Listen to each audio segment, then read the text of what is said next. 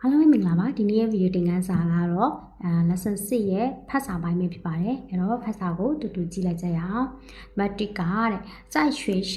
ဆိုတာဘာမှလဲစာသင်ကျောင်းမှာလीเนาะ在学校တို့ဘာတွေပြောကြမလဲ你会说汉语吗เนาะနင်တရုတ်စကားပြောတတ်လားမင်းတရုတ်စကားပြောတတ်လား会说汉语吗 B ကပြန်ပြောလိုက်တယ်会说汉语ငါတရုတ်စကားပြောတတ်တယ်เนาะအဲ့တော့ A ကပြန်မိတယ်你妈妈会说汉语吗你妈妈会说汉语吗你没有丢စကားပြောတတ်လား他不会说သူမမပြောတတ်ပါဘူးတဲ့ဒါမှမဟုတ်စာလေးတွေလွယ်တယ်နော်တလုံးချင်းစီရဲ့တိတ်ပယ်တွေလည်းတည်ထားတယ်အရှိမမီနင်းတင်တော့ကဒီစကားလုံးလေးတွေကအရင်တင်ခဲ့ပြီလေနော်အဲ့တော့你会说汉语吗我会说汉语你妈妈会说汉语吗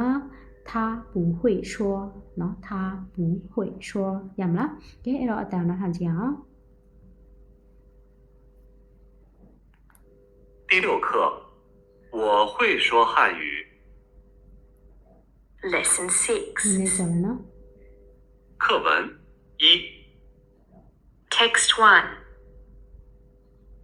你会说汉语吗？我会说汉语。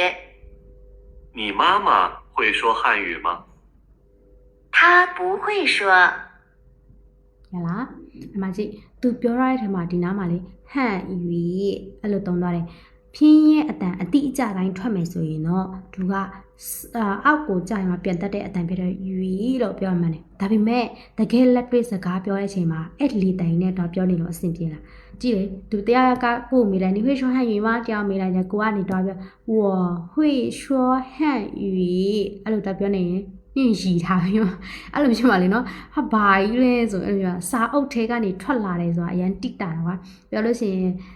စာအုပ်ကြည့်တိုင်းသွားတဲ့ပုံစံကြီးအဲ့လိုမျိုးပြင်အဲကြောင့်မို့လို့တကယ်လက်တွေ့မှာဆိုရင်အဲ့လိုလေတိုင်းနဲ့မပြောနော်我会说汉语လို့ပဲပြောတယ်နော်ဥမာကွာနိုင်ငံခြားသားတယောက်ကမြန်မာစာကိုတင်နေထားပါတော့အဲ့ဆိုရင်မြန်မာစာထဲမှာကတင်တဲ့ငါတို့စာဖတ်တဲ့လေတံပေါ့နော်ကျောင်းမှာဆရာမတွေစာဖတ်ခိုင်းလို့ရှိရင်အဲ့ဒီစာဖတ်တဲ့လေတံနဲ့အပြင်မှာစကားပြောတဲ့လေတံတူလားမတူဘူးလေနော်ကျောင်းမှာစာတင်တော့ကစာဖတ်တယ်လို့မျိုးလေတံနဲ့တော့ဖတ်ပြီးတော့မှအဲ့လိုအဲ့လေတံရင်းနဲ့စကားပြောနေတဲ့လူတရားမှမရှိဘူးအဲ့တဘောပဲနော်အားကြောင့်မို့လို့စကားပြောရင်ဘယ်လိုပြောမလဲ我会说汉语ဖြတ်တဲ့နေရာဖြတ်เนาะပေါင်းတဲ့နေရာပေါင်းသူ့ရဲ့အတန်ကိုတီးတီးကြကြအဲ့လိုပေါ့ဒါပဲအဲ့လိုမျိုးဟန်ယူအဲ့လိုကြီးဆွဲပြီးတော့ပြောနေကြမလို့เนาะဒါမှန်တယ်မားတယ်ဆိုတာထက်နှစ်ခုစလုံးတော့မှန်တယ်ကွာဒါပေမဲ့နေစကားပြောတဲ့ပုံမှာ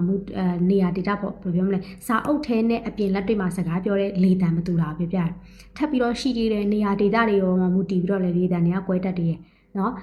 ဥမာတရုတ်နိုင်ငံမှာဆိုရင်မြောက်ပိုင်းသားလားတောင်ပိုင်းသားလားအဲ့ဒါပေါ်မှာမူတည်ရသူတို့ရဲ့စကားပြောတဲ့လေတံတွေလည်းမတူကြဥပမာအေယာဝတီတိုင်းကလူတွေစကားပြောတဲ့လေတံနဲ့ရှမ်းပြည်နယ်ကလူတွေစကားပြောတဲ့လေတံရခိုင်ပြည်နယ်ကလူတွေစကားပြောတဲ့လေတံအဲ့လိုမျိုးပေါ့သူတို့ရဲ့ဒီတယောက်နဲ့တယောက်ထွက်တဲ့လေတံတွေကကွဲနေရပါစကားတော့တူတူပဲအဓိပ္ပာယ်လည်းတူတူပဲ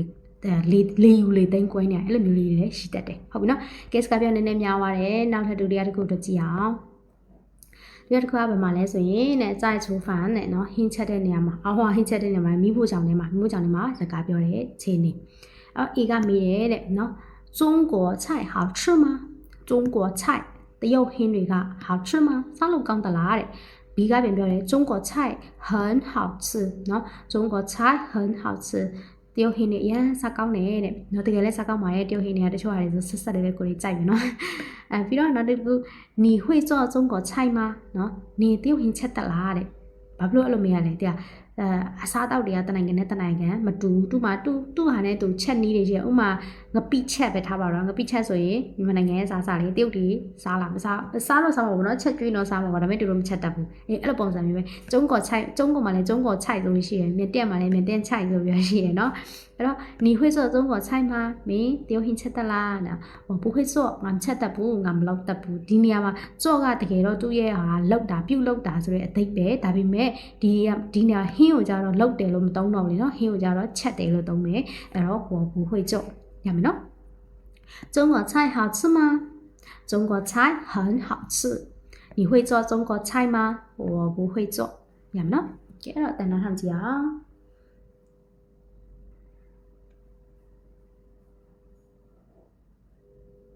课文2，做来的你会做中国菜吗？ Oh sorry တအားကြ 我不会做。中国菜好吃吗？ Text 2. 中国菜好吃吗？中国菜很好吃。你会做中国菜吗？我不会做。 ရမလားအတန်နားထောင်ပြီးတော့ပြီနော်အဲ့တော့နောက်တစ်ခုကြည့်အောင်နောက်တစ်ခုကပါပါလိမ့်နောက်တစ်ခုကတဲ့在图书馆နဲ့图书馆ဆိုတာစာကြည့်တိုက်နော်在图书馆မှာဘာတွေပြောကြမလဲတဲ့ A ကမေးတယ်你会写汉字吗နော်မင်းတရုတ်စာရေးတတ်လားတဲ့ B ကပြောလိုက်တယ်我会写ငါတရုတ်စာရေးတတ်တယ်我会写ငါရေးတတ်တယ်နော်这个字怎么写ဒီစလုံးကဘယ်လိုရေးရလဲတဲ့နော်တရုတ်စာမှာတချို့စကားလုံးကမျိုးမရေးတတ်ဘူးပေါ့ဒုတိအဲ့တလုံးသူမရေးတတ်ဘူးပေါ့တခြားတယောက်ကိုမေးတယ်这个字怎么写ဒီစလုံးကဘယ်လိုရေးရတာလဲနော်အဲ့တော့ B ကပြော对不起တောင်းပန်ပါတယ်这个字我会读နော်我会读ဆိုတာငါဖတ်တတ်တယ်不会写မရေးတတ်ဘူးတဲ့နော်对不起တောင်းပန်ပါတယ်这个字我会读ငါဖတ်တတ်တယ်不会写မရေးတတ်ဘူးတဲ့ရမယ်နော်ကဲအဲ့တော့အတန်နားထောင်ကြအောင်တန်ဟိုကဘယ်လောက်ပါလဲ sorry 课文3。 Text 3. 你会写汉字吗？我会写。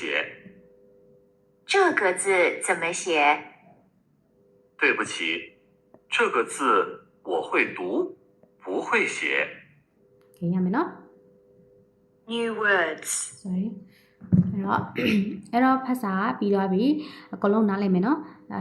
ဖတ်ပြတယ်မြန်မာလိုရှင်းပြတယ်အတန်ဖိုင်လည်းဖွင့်ပြတယ်ရမယ်နော်နားမလည်တာရှိရင်ထပ်ပြီးတော့လာမေးလို့ရပါတယ်စာတင်တဲ့ချိန်မှာမေးဖို့အတွက်ကိုလုံးဝအားမနာပါနဲ့